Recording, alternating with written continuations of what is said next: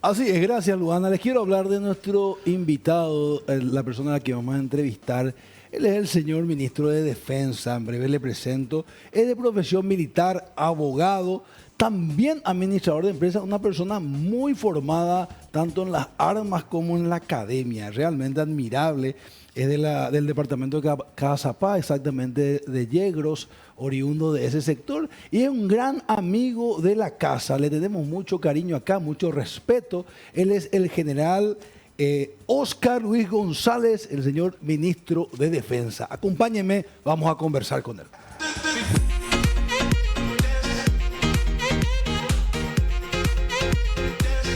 General, ¿cómo está? Señor, Bienvenido. muchas gracias por la invitación. Gracias. Gracias a usted por estar aquí. Bienvenido a su casa. Sí, señor. La verdad que me siento en casa. Gracias por la bienvenida al doctor Euclides, Claudia, Jotita, Luana y ni qué decir a Hugo Salim. Gracias por la oportunidad. Gracias, señor ministro. Queremos hablar un poco de esto que nos convoca hoy, la Academil. 18 años, están convocados los jóvenes de 18 años, ¿es correcto? Sí, señor. Yo quiero corregir un poquitito Sí. lo que dijo Luana. Sí, sí.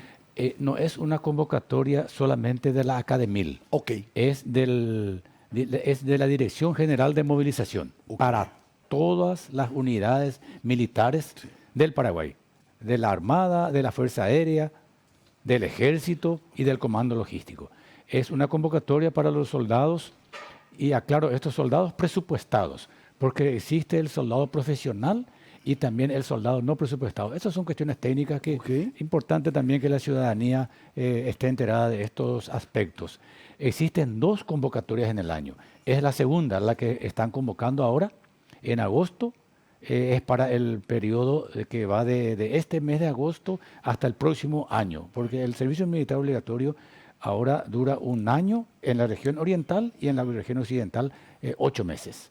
Esas son, como dije, cuestiones técnicas que hacen a este servicio tan importante para la patria, porque yo quiero ser abarcante y referirme no solamente a la convocatoria que se está haciendo ahora para los soldados presupuestados. Estamos por lanzar la convocatoria para CIMEFOR.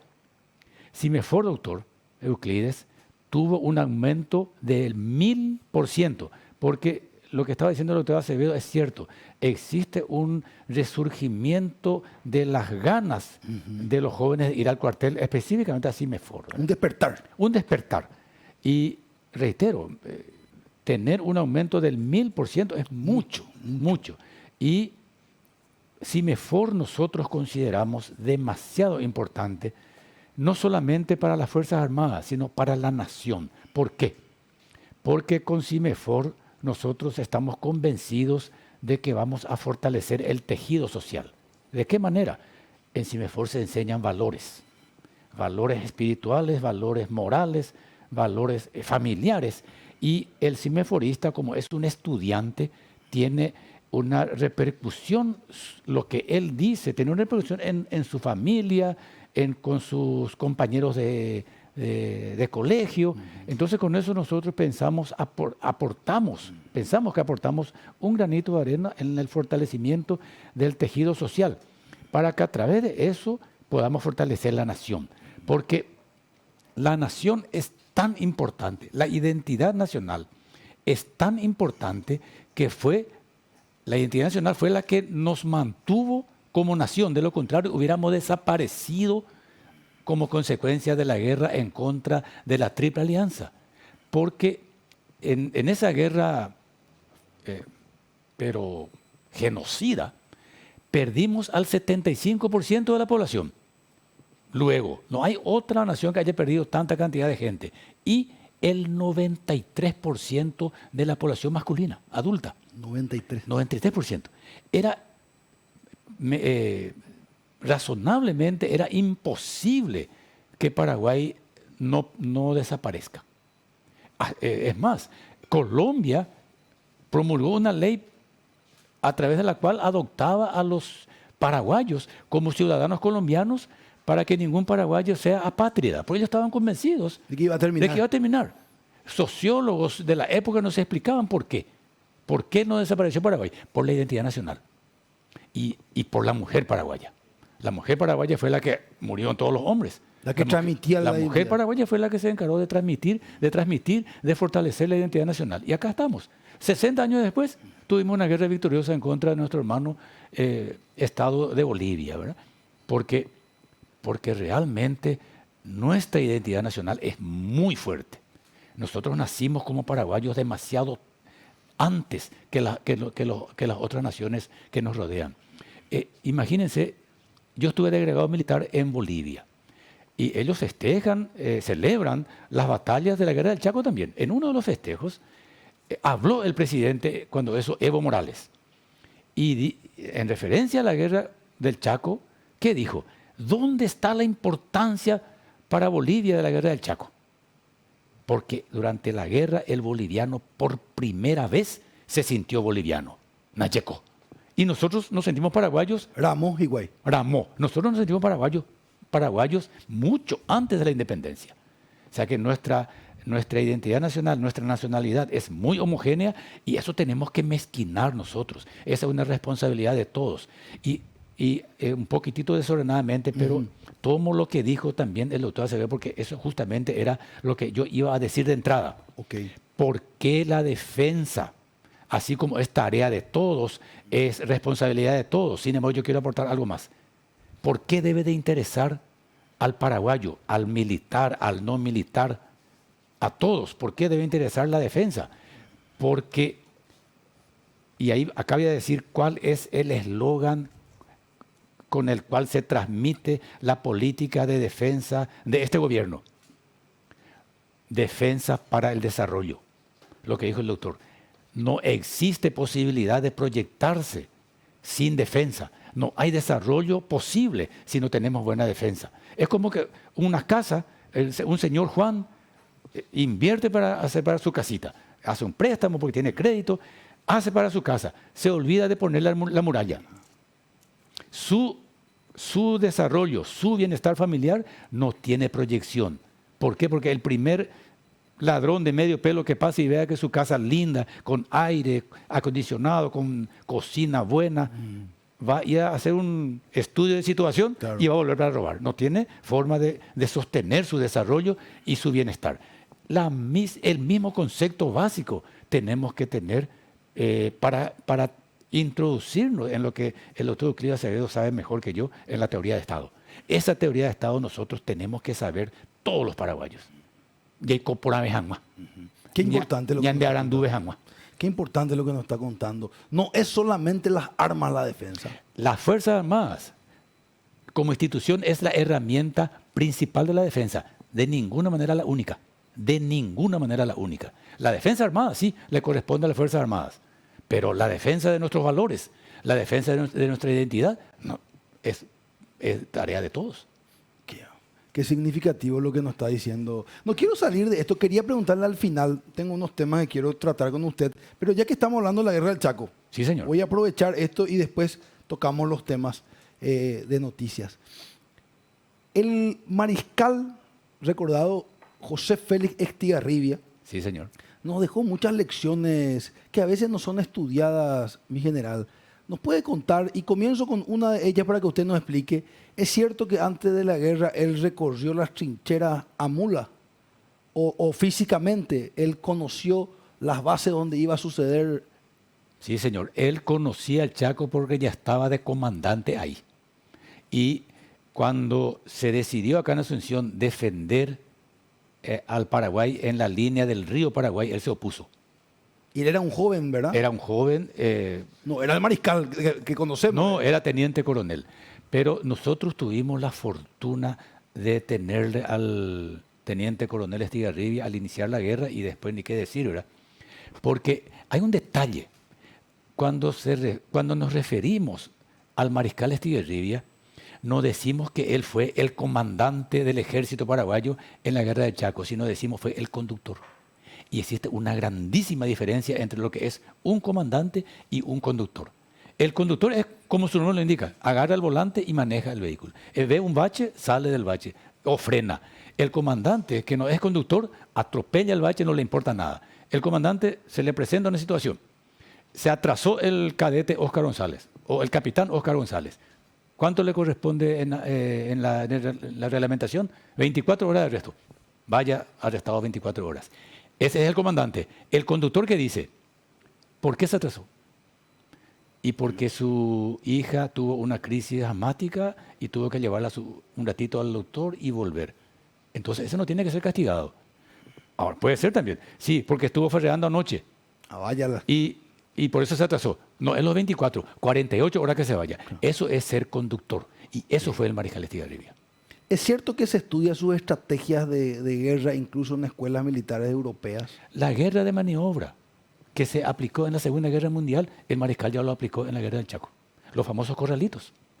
Y hay que decirlo, el mariscal Estigarribia tuvo una visión estratégica y táctica demasiado importante, pero tuvo también comandantes tácticos de primera, porque concebir un corralito es cerrarle todas las vías de aproximación al enemigo que está defendiendo y cortarle su vía de abastecimiento y dejarlo morir, entre comillas, por falta de agua o de alimentos. Pero eso es fácil de decir, la aplicación es muy difícil, hasta el punto que cuando el comandante del ejército de Bolivia lo apresó al presidente Salamanca en Villamontes. El presidente Salamanca se fue al teatro de operaciones para destituir al comandante del ejército boliviano. Se adelantaron los militares, le apresaron a Salamanca en el casino de oficiales, le rodearon, ¿verdad? Y le dijo Salamanca que era un intelectual, así como el doctor Acevedo, punzante, le dice a los comandantes, por primera vez le salió un poco el corralito, porque ellos también querían hacer. Claro. Pero porque vieron cómo actuaba el ejército paraguayo, ellos quisieron copiar, nunca fueron capaces de hacer. ¿Por qué? Porque no tenían comandantes tácticos de la categoría del general Eugenio Alejandrino Garay, de Rafael Franco,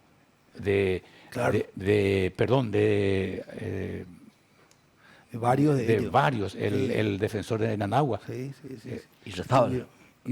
Irrazábal, perdón. Gracias, Comando doctor. Irra. Comando Irra. Claro. Y son comandantes que, pero manejaban la tropa como si fuera que le tenían en la mano a miles de soldados, ¿verdad? Muchas cosas de cual sentirme orgulloso de ellos también. En un mes, un poco más, vamos a festejar Boquerón, Sí. el 29 de septiembre del 33, ¿verdad?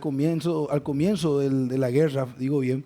Y es importante, yo me pongo nomás a analizar, mi general, Sí. lo que habrá sido para Estigarribia, ¿verdad? Porque estaban muriendo muchos paraguayos, ¿verdad? Sí. Porque éramos ofensivos, ¿verdad? Sí. El otro era trinchero, era defensivo. Y sostener eso, porque ganamos esa batalla y a partir de ahí se desbloquea la guerra, ¿verdad? Pero Sí. ¿qué presión habrá sentido el comandante? Sí, por eso se el llama conductor? la batalla de escuela, porque se cometieron algunos errores que nunca más se volvieron a cometer después. Imagínense el cadete Pando, que se encontró el parte en su bolsillo. Él iba a enviar el parte. Dice, ametralladora enemiga impide avance, ordeno asalto. ¿Verdad? O sea que la valentía, el coraje no se discute, pero fue una acción absolutamente fuera de lugar, ¿verdad? Es un héroe. A los héroes, como dice el mariscal, dijo en una oportunidad Sí. el mariscal Tigre, no se analiza, se los venera, ¿verdad? Pero también hay que Muy aprender lecciones. sabio, muy sabio. Sí, le preguntaban por el mariscal López. Sí. Y no, hoy por el mariscal López o ya posee pea. Entonces Sí. o les cortó eso, Sí. con eso el mariscal Estigarribia. Y en la batalla de Boquerón se cometieron errores que nunca más se volvieron a repetir. El atacar de frente, ahí nació ya la estrategia del corralito. En Boquerón ya se empezó, pero se tardó 20 días. Se hubiera hecho de entrada eso. Murieron varias personas, varios militares paraguayos, cadetes. Otro error que se cometió al estudiante, de cualquier nivel, no se lo puede utilizar en operaciones. Ese es un error que se cometió y nunca más se volvió a cometer. Se retiró después a los cadetes de la Academia Militar, de la Escuela Militar, el RICI Boquerón, porque murieron varios cadetes. Uno de ellos, el cadete Pando, ¿verdad? Pando. Cierro con esto la parte histórica. Dice el poeta Emiliano R. Fernández, gringo tuyaviro. Este señor Kunt Kun, trajeron un gran estratega de de la guerra en Europa. posición. Imagínese. Sí, y ahí está la diferencia, Salín. entre el concepto táctico del general Kuhn y del mariscal Estigarribia. El general Kuhn venía de Europa, de la Primera Guerra Mundial, la guerra de posiciones, la guerra de trinchera. Ok. Ahí se peleaban de frente y no había ese concepto de maniobra. El mariscal Estigarribia ya tenía ese concepto, por eso que el general Kuhn tuvo que ser destituido, porque aplicaba una técnica totalmente errada y gracias a Dios para nosotros, ¿verdad? Qué increíble. La música te enseña mucho. Sí. Ese Nanahuaroqueme, yo soy ti, Sí, te habla ese muchísimo. Icocuepeguay se lo invitó a Ocopí. Lo acabará. Lo Acaberá, el regimiento Acaberá, que estaba en una parte defendiendo un sector en Anagua. El comandante tenía solamente disponibles 5 cartuchos para cada soldado. Y le dio la orden, Ok. 5 cartuchos. Y encima economizar esos 5 cartuchos, imagínense. Y después le digo, pues, Jaime, ponle de machete. Afilen bien. Sí, afilen bien su machete y cuando llegan los vamos a salir en el combate cuerpo a cuerpo. Y por eso es que la canción dice, Icocuepeguaysa, Lomitao Copí, Acameracuera. Como su chakra. Sí, como si estuviera en su Qué chakra. ¿verdad? increíble. Qué fuerte eso. Gracias por este espacio. Yo admiro mucho esta parte del general Oscar.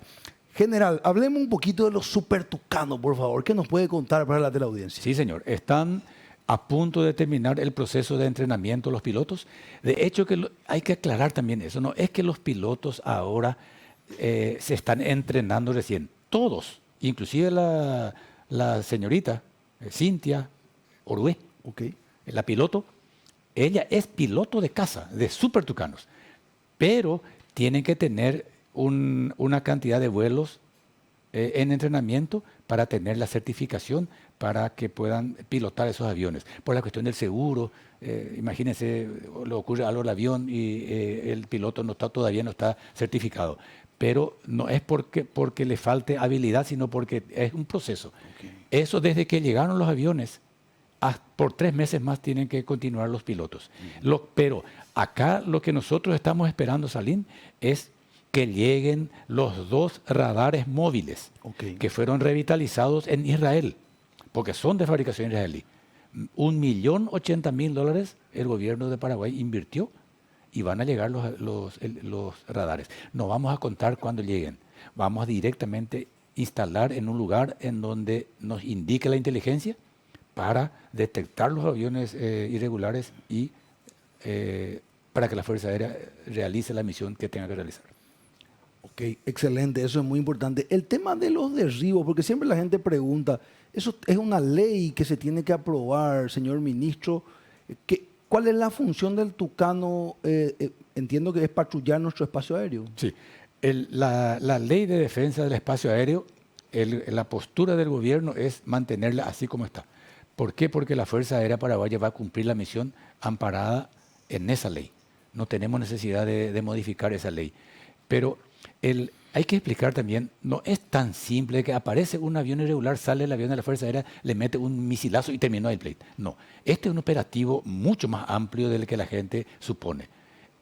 Tiene que intervenir la Fiscalía, tiene que intervenir la Senat, la Policía Nacional, porque, y no solamente la Fuerza Aérea, también el Ejército, porque es un operativo amplio y para que se pueda conseguir que la aeronave aterrice en un lugar y sea esa aeronave pasible de los análisis de inteligencia, de mucha información de inteligencia que va a aportar esa aeronave, ese piloto, ¿verdad? Imagínense un avión que destruyamos así, no vamos a tener elementos de prueba, no vamos a tener a un piloto a quien preguntarle algo, no vamos a tener la carga, nada, no vamos a tener. Al final va a ser una demostración de fuerza que al final no va a resultar beneficiosa para lo que el Estado paraguayo necesita, que las investigaciones sobre el narcotráfico sean llevadas conforme al Estado de Derecho, conforme al proceso judicial para que realmente se pueda conseguir la condena de los responsables. Las responsables,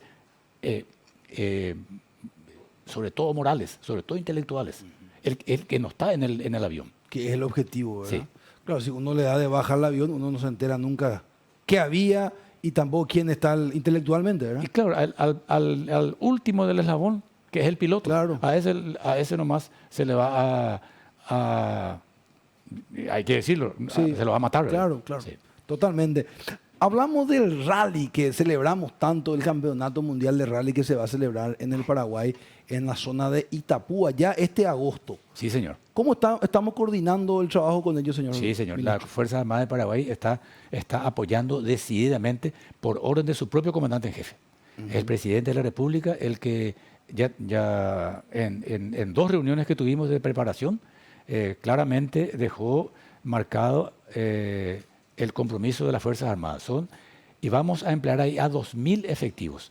Del Ejército, 1.200, y el resto, Fuerza Aérea, Armada y el Comando Logístico. 4 helicópteros y las aeronaves que tenemos a mano vamos a poner también a disposición de la organización. ¿Por qué? Porque este es un problema, no es un problema, esta es una cuestión de Estado. Vamos a estar en la vidriera del mundo. Entonces no podemos improvisar nada. Así como ASU 2025, a la gente al principio le sorprendió que haya militares limpiando la ciudad.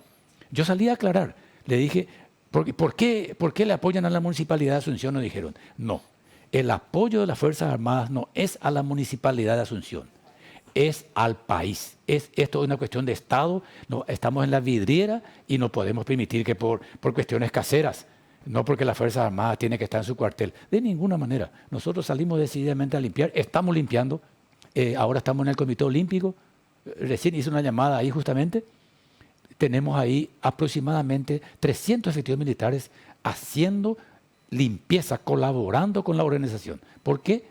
Porque el prestigio de Paraguay internacionalmente está en juego. Totalmente, eso es de los Juegos Panamericanos. Acá teníamos el tema que usted ya comentó, las tareas de limpieza, muy importante también. Y de seguridad también. Y de seguridad. No vamos a dudar en establecer seguridad. Bueno. Coordinado con la Policía Nacional, por supuesto. Muy activo entonces en lo que es el rally. Ahora hablemos un poco de este operativo Yeroyá, entrega de tanques, aguas y cañerías. ¿Cómo está esto, señor ministro? Ese es un convenio que firmamos con el Ministerio de Salud Pública y específicamente con SENASA. El director de SENASA, un señor muy dinámico, estuvimos hablando siempre en el operativo Yeroyá. Y ahora estamos previendo, porque las Fuerzas Armadas siempre se caracterizaron por prever las cosas, a través de hipótesis. Se establecen las hipótesis Claro. y en base a esa hipótesis se hacen los planeamientos. Si la hipótesis se cumple, se aplica el planeamiento. Si no pasa nada con la hipótesis, queda el plan ahí. Queda el plan ahí dormido hasta que se necesite de activar. Bueno, y en ese plan Yeroyá, que ya tiene varios años, ahora incorporamos la entrega por parte de SENASA de tanques de agua a las unidades militares del Chaco, para que esas unidades militares tengan la infraestructura, para que esas unidades, apoyen a las comunidades indígenas y no indígenas del Chaco cuando tengamos la sequía. Estamos previendo nosotros. Totalmente, me gusta esa previsión. Vamos a abrir panel. Antes de eso, señor ministro, el nombre de las Fuerzas Armadas como tal, incluyendo el ejército, el militar, los militares, siguen teniendo una imagen de parte de la ciudadanía muy positiva, una institución creíble entre las que existen. ¿Coincide conmigo? Sí, absolutamente. El militar convencido de su profesión realmente es un profesional diferente, porque tiene luego la obligación de ser diferente, porque para empezar tenemos que estar a disposición las 24 horas del día y durante todo el año. Difícil es de soportar un rigor si uno no está convencido. Y yo que estoy ya afuera, cada vez que hace 9 años que yo pasé a retiro, cada vez le admiro más a las Fuerzas Armadas de la Nación. Uno, por la oportunidad que me dio a mí para desarrollarme como persona. Llegó campesino indígena. Yo soy de Yegro, mis padres, personas humildes, que en paz descansen ambos. Y las Fuerzas Armadas me dieron la oportunidad a mí para desarrollarme. Como le da oportunidad a muchísima gente, a muchísimos jóvenes. Ahora sí que ya se incorporaron las mujeres también, ¿verdad? Imagínense. Y las mujeres, dicho sea de paso, nos pasaron sin alcanzarnos a los hombres en la defensa. Qué bueno. Se me recuerda después salir Qué y bueno. explicar por qué yo digo esto. Y me refiero a CIMEFOR. ¿Cómo no? ¿Puede contar? Sí. Por favor. CIMEFOR, el presidente de la República ordenó que, por orden general, de que se permita a las mujeres incorporarse al CIMEFOR. Ellas no tienen obligación. Ellas no son como los hombres que necesitan del servicio militar obligatorio o de la objeción de conciencia eventualmente. Se anotaron 1.080 mujeres versus 850 hombres. Ahí ya no ganaron. En serio. Después en el rendimiento, en la captación de la instrucción militar. Pero la misma, no es instrucción militar para mujeres y para hombres. No, la misma instrucción. El rigor. En el mismo ejercicio, las mujeres claramente fueron superiores a los hombres. En una instrucción de montaje y desmontaje de armamento. O sea que el típico desarmar el fusil y volver a armar, con todas las piecitas, con todo. Con los ojos vendados, porque eso se necesita hacer ese ejercicio porque el soldado puede necesitar hacer ese ejercicio en la oscuridad y enfrente al enemigo. Y enfrente al enemigo no puede prender una linterna y mirar ahí. Bueno, estaban dando esa instrucción. Justo llegué yo ahí y el presidente estaba por llegar a ese lugar para una reunión de comando en jefe. Les dije a los CIMEFORistas que están hombres y mujeres, se animan a hacer el ejercicio con los ojos vendados. Por supuesto, al unísono, sí. Bueno, practiquen. Que si les sale bien, yo le voy a traer al presidente para que mire. Presidente de la República. Presidente de la República, ojalá. Imagínense. Sí. Terminó la reunión del comando en jefe y le dije al presidente, allá están unos CIMEFORistas que quieren mostrarle su habilidad. Vamos, y nos fuimos. Estaba el comandante de pelotón ya todo preparado, dio la señal, empezaron a desarmar, a desmontar su fusil, tanto un hombre como una mujer, jóvenes los dos CIMEFORistas. Los dos hicieron bien el ejercicio. El hombre hizo en 1 minuto 50, la mujer en 50 segundos. Puede haber eso. Y puede haber 1 minuto. Ay, juez. Sí. Y el desfile, doctor, el desfile, se hizo pues el cierre de instrucción. Le invitamos al señor presidente y aceptó y se fue. Un día antes nos fuimos con los comandantes, específicamente estaba sentado a mi lado el general Moreno, comandante de las fuerzas militares. Estábamos mirando la práctica general. El último acto es desfile de honor frente a las autoridades, famoso desfile de honor frente a las autoridades. Hoy con la práctica. Pasaron los pelotones son los grupos de 30 hombres o mujeres. Pasaron los pelotones, claramente nos dimos cuenta que los pelotones no llevaban bien el compás, no llevaban bien la oscilación de brazos y la alineación. Los pelotones masculinos, los femeninos, impecablemente pasaron. Tuvimos que suspender el desfile, porque no le podíamos decir al presidente, van a desfilar solamente las mujeres porque los hombres demasiado mal desfilan. Suspendimos todo, fuimos injustos con las mujeres, pero por eso les digo, las mujeres nos pasaron sin alcanzarnos. Os hazañan de querer bella. General. ¿Cómo? Que no es ninguna novedad. No es ninguna novedad, Siempre doctor. la cuñaña de ya pues hará, ni que Sí. te equivocaste. Pero nosotros pensábamos que en el sector de la defensa nosotros nomás éramos los machos. ¿Sabes por qué nosotros le dijimos al señor presidente para que firme esa orden? Porque estábamos convencidos desde el Ministerio de Defensa Nacional que no podíamos seguir desperdiciando el tremendo potencial de la mujer para la defensa. No es para la salud ni para la educación, para la defensa. Y demostraron con hechos que tuvimos razón. Y usted ya que están en caray, ministro. Vamos a hablar ahora con don Euclides Acevedo, doctor. Ministro, en primer lugar, gracias por dedicarnos su tiempo, porque su labor no es solamente administrativa, sino que es fundamentalmente patriótica. Una palabra que a mucha gente no le gusta, pero que tenemos que ponerla de moda de vuelta. Sí, señor. Estaba explicando con meridiana claridad las labores, las funciones de las Fuerzas Armadas. En algunas puede ser que yo no esté tan de acuerdo, porque la Fuerza Armada no puede sustituir el rol de otras instituciones. Las Fuerzas Armadas tienen que mantener también su labor de independencia, porque la Fuerza Armada falla alguien, oye, Pepe, siempre está como fusible de salvataje. Pero eso es aparte. La pregunta puntual a propósito de la importancia del ministerio. ¿Cuándo vamos a tener una ley donde el ministro de Defensa forme parte de la cadena de mando? Esa es una cuestión sea controversial, porque Yo particularmente, aunque sea ministro de Defensa, doctor, si es por mí, que el ministro de Defensa no pase a la cadena de mandos. ¿Por qué? Porque yo quiero que el presidente, así como dice la Constitución, el presidente de la República sea el comandante en jefe y que no haya ninguna interferencia entre el presidente y las Fuerzas Armadas. Por dos cosas, doctor. Uno, por mantener la autoridad del presidente de la República.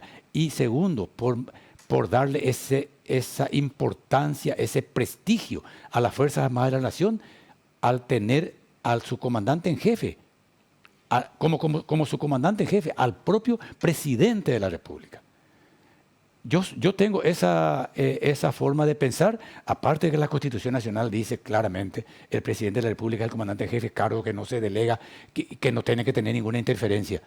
Y Catuy me haya pero y como ministro de Defensa, a la gente puede pensar que yo demasiado quiero pasar a la cadena de mando y por eso voy a decir que sí. Sin embargo, yo digo que no. Como ministro de Defensa digo que no. Ok. Ahora que soy ministro de Defensa. Pero, perdón por el diálogo, Salim. Adelante, doctor, su espacio. Pero yo no comparto la opinión del general porque él es muy modesto. Es más, el hecho de que el ministro de Defensa integre la cadena de mando en absoluto vulnera la capacidad, la cualidad y las atribuciones del presidente de la República, que efectivamente por la Constitución hay dos cosas intransferibles: la defensa y las relaciones exteriores. Sí, señor. Es más, las relaciones exteriores dependen del Ministerio de Defensa. Esa es mi opinión académica, teórica o intelectual. ¿Por qué en los otros países la mayoría de los ministros de defensa son civiles, integran la cadena de mando? Es decir, lo que hace es aplicar de manera vertical o administrativa, la línea que baja el comandante en jefe. ¿De dónde sustituimos a eso? Pues yo creo que tenés que integrar la cadena de mando, porque si no, la Fuerza Armada dice, bueno, voy a tratar directamente con el presidente de la República. El presidente de la República no puede entretenerse hablando como comandantes de fuerza. Para eso está el ministro de Defensa, que aplica la política militar. Y el hecho de que, siendo vos ministro de Defensa, pidas integrar la cadena de mando no es un problema de ambición personal, es una cuestión absolutamente teórica. Pero, ahora, es controversial ciertamente. Doctor, el ministro de Defensa no forma parte, entre comillas, no forma parte de la cadena de mando. Pero, por ejemplo, tiene a través del control administrativo, tiene un poder tremendo sobre las Fuerzas Armadas, sin ser parte de la cadena de mando, de esa parte efectiva, ¿verdad? Sin embargo, el ministro de Defensa, y yo creo que inclusive no formando parte de la cadena de mando, cumple mejor su rol de control administrativo. Porque si formara parte de la cadena de mando es como estar involucrado, ¿verdad? Sin embargo, el ministro de Defensa, al estar fuera de la cadena de mando, puede ejercer a través de la Dirección General de Auditoría del Ministerio de Defensa el control de las finanzas de todas las unidades militares, por ejemplo, ¿verdad? O sea que, algo para mí, doctor, Y yo creo que sería importante debatir, porque yo sigo sosteniendo, yo tuve el atrevimiento, siendo parlamentario, de plantear la reforma estructural de las Fuerzas Armadas. No me hicieron ni puto caso. Apenas la parte de la ley 1115. Pero a mí me parece que este es un tema que puede ser debatido. ¿Por qué? Por la importancia del cargo. Prácticamente a vos se te respeta, o algunos te tienen miedo, simplemente por tu jerarquía y tu capacidad. No solamente abogado, sino que es administrador, ¿verdad? Pero yo creo que además de administrador y de manejar el criterio jurídico administrativo de las Fuerzas Armadas, debería tener un mando que le otorga al presidente de la República, que no es delegar su comandancia en jefe, para que de tal suerte los militares también se disciplinen a la política de defensa que emane del presidente de la República, acompañado por su Estado Mayor, por las fuerzas, etcétera, etcétera. Yo te puedo asegurar que va a venir otro ministro de Defensa, más recluta, más incompetente, y no va a tener la autoridad que vos tenés. ¿Por qué? Porque Mario Cuago no hay una cadena de mando, te va a decir. Vos tenés porque tenés la ministra, además la conocés a toditos. Esa es una ventaja que no tiene cualquiera. Pero bueno, este es un tema que merece ser debatido dentro de este marco de reivindicación de la defensa nacional, de recuperar, divulgar y hacer propaganda, publicidad del prestigio de la fuerza. O que ya la gente la verde hoy, o respetar mitad la verde hoy, cosa que no pasa con la policía, que también necesita recuperar su identidad y su prestigio perdido. Sí. Una cosa que, hablando de la policía, que escuché, dijiste, doctor, y que quiero... las aerocorregiseas.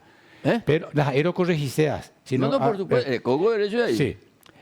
Nosotros no reemplazamos a ninguna institución, y menos a la Policía Nacional. Cuando nosotros, Fuerzas Armadas, realizamos operaciones de combate en contra del crimen organizado y del terrorismo, no le estamos reemplazando a la policía, sin embargo, estamos haciendo una tarea que nos compete a nosotros por la naturaleza del armamento y del entrenamiento militar. Por ejemplo, tenemos habilitación para entrar en combate en el territorio nacional a partir de la modificación de la Ley de Defensa y Seguridad Nacional en el 2014. Pero nosotros no podemos dedicarnos a combatir el crimen ya hecho común. No podemos ir a hacer patrulla en los barrios, pero cuando hay un grupo que tenga armamento de características militares, que tienen pseudo entrenamiento militar, y sobre todo que tenga esa decisión de ponerse por encima de la facultad soberana del Estado, ahí intervenimos nosotros. Pero en absoluto no le reemplazamos a la policía. Hacemos nuestro trabajo, salimos de ahí y queda la policía después, inclusive para darnos el soporte jurídico, ¿verdad?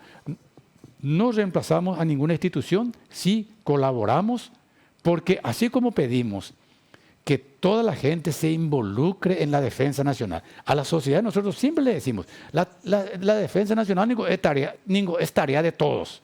¿Cierto? Así también nosotros, para tener moral para exigir y la cadete, tenemos que también colaborar con todos. Si hay una escasez de agua y nosotros tenemos forma de llevar agua ahí, no vamos a llevar. No estamos reemplazándole a nadie. Sí, estamos siendo útiles a la ciudadanía. Sí, pero, perdón, este es un tema muy sensible.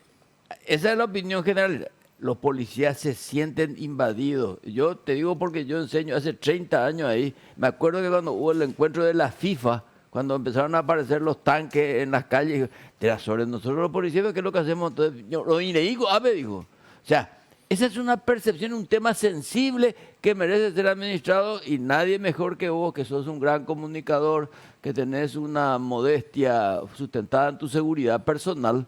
Creo que habría que buscar una manera de conciliar eso, porque sí, señor, hay una percepción que de cada vez es menos, y es parte de un proceso, doctor. Sí. Ojalá. Nosotros estamos convencidos de que juntos, policías y militares, cada uno en su rol, somos invencibles.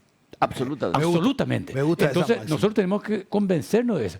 Cuando fui comandante del ejército, doctor, en el 2015, cuando ese es el problema de esto Ñembo EPP, era muy fuerte, y vino un general colombiano, vino a visitarnos, y el presidente, inclusive, cuando eso el señor Horacio Cartes le recibió en el comando en jefe. ¿Y qué nos dijo el general colombiano? Cuando en Colombia nosotros entendimos que teníamos que trabajar juntos, policías y militares, empezamos a tener éxito en nuestra lucha en contra de los grupos insurgentes. O sea que mientras eso no entendamos, no vamos a tener éxito. Y cada vez entendemos mejor. Ahora, por ejemplo, doctor, tenemos algún problema y yo le llamo al ministro del Interior directamente. Y si él no está o no puede atenderme, le llamo directamente al comandante de la policía. Pero con autorización de que el doctor Riera me dice, ministro, no vaya a pedirme más permiso a mí, llamarle directamente al comandante o al subcomandante o a quien quiera llamarle de la Policía Nacional. Estamos trabajando juntos, amigos. O sea que, y la misma cosa, nosotros también tenemos esa actitud. Pero coincido contigo, doctor, es parte de un proceso mental que tenemos que ir construyendo día a día. Correcto. Excelente, gracias, mi querido ministro Craí Marangatú. Siempre bienvenido. Al contrario, yo estoy muy agradecido con ustedes por la oportunidad que nos dan para difundir la defensa. Hablando de difundir la defensa, estamos ya teniendo, hoy en Capiatá, vamos a hacer la difusión de la defensa. Una conferencia en la que yo hablo de el burro por delante, de Estado, de nación, de fines del Estado y un poco de historia de la guerra del 70. Después entra el general Olmedo o el coronel Viveros para hablar de la guerra del Chaco con el apoyo de la Embajada Artística. Omopumi, música Emiliano MMT. Ah, qué Sí. lindo. Esta difusión va a ser el número 30 en Capiatá hoy. 30 conferencias en Maroyapo, Oñipulú y la hora de misión. Y cada vez tenemos más compromisos, porque esa también es una tarea nuestra. Y lo que esta oportunidad que nos dan ustedes multiplica por 10 la difusión que nosotros podamos conseguir haciendo este trabajo de hormiga. Última vez, Rojocuri Capitán Vado. Ay, mi miro. Qué bueno. Qué bueno. Gracias, señor ministro. Estuvo con nosotros el señor ministro de Defensa, el general Oscar González. Y a ver si dejamos ese pendiente. Imagínense que venga acá a Piso la orquesta a tocarnos un Mamá Cumandá o un campamento Cerro León. Eso sería un sueño, ¿eh? Es un sueño, porque vean con ¡Ah! Me encanta. El distinguido general Oscar González. Vamos a la pausa.